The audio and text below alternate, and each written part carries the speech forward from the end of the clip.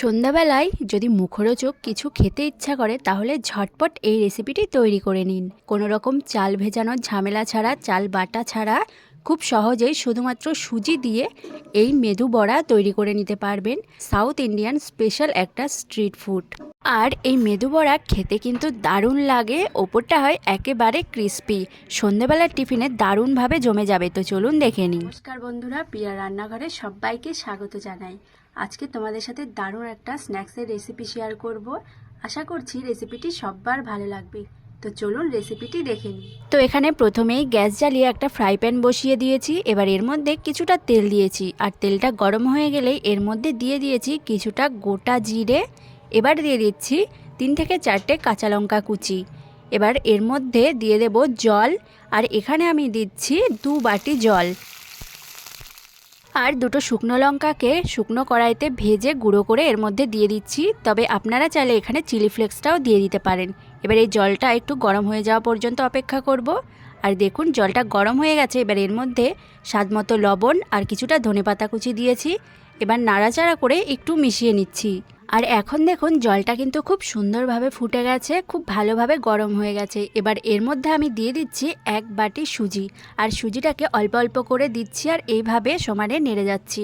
আর এইভাবে নাড়তে নাড়তে এই সুজিটাকে একটা ডো বানিয়ে নেব। আর এখানে আমি 1 বাটি সুজির জন্য নিয়েছি 2 বাটি জল, আর পরিমাপটা একটু ঠিকঠাকভাবেই দিতে হবে, তাহলে দেখবেন এই ডোটা খুব সুন্দর হবে।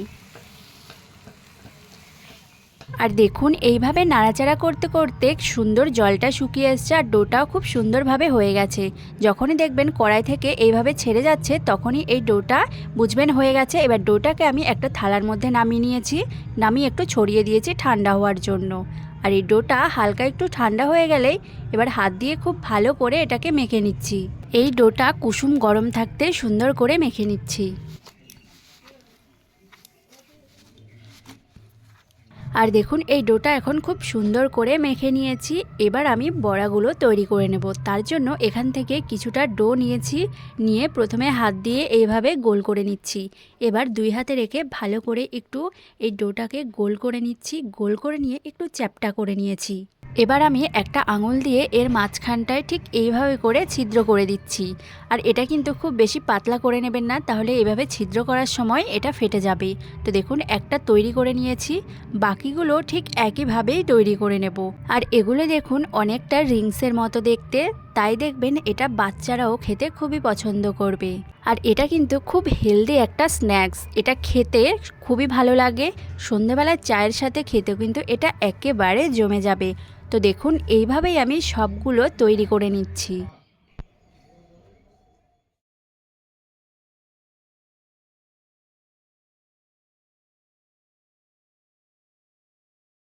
তো দেখুন এখানে সবগুলো মেদু বড়া তৈরি করে নিয়েছি। এবার এই দিকে একটা কড়াইতে আগে থেকে কিছুটা তেল গরম হওয়ার জন্য দিয়েছি।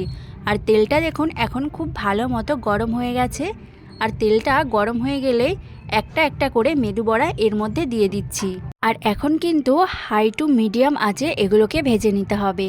আর অবশ্যই কিন্তু তেলটা খুব ভালো করে গরম করে তারপরেই এগুলো দেবেন, যেহেতু এগুলো সুজির তৈরি।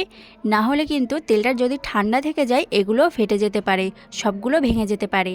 তাই তেলটা ভালো মতো গরম করে হাই টু মিডিয়াম ফ্লেমে দিয়ে এগুলোকে একটু উল্টে পাল্টে সুন্দর করে লালচে করে ভেজে নিতে হবে। তো দেখুন এভাবে একটু উল্টে পাল্টে এগুলো এবার ভেজে নিচ্ছি। তো দেখুন এখন কিন্তু আস্তে আস্তে হালকা একটা কালার আসতে শুরু করে দিয়েছে, তবে এর থেকেও একটু লালচে করে এগুলো ভেজে নিচ্ছি। দেখুন এখন কিন্তু এগুলোর খুব সুন্দর একটা কালার চলে এসছে, তবে এর থেকে কিন্তু আর কালার করব না। এইবার এগুলো একটা ছাঁকনি দিয়ে তেলটা ঝরিয়ে তুলে নিচ্ছি।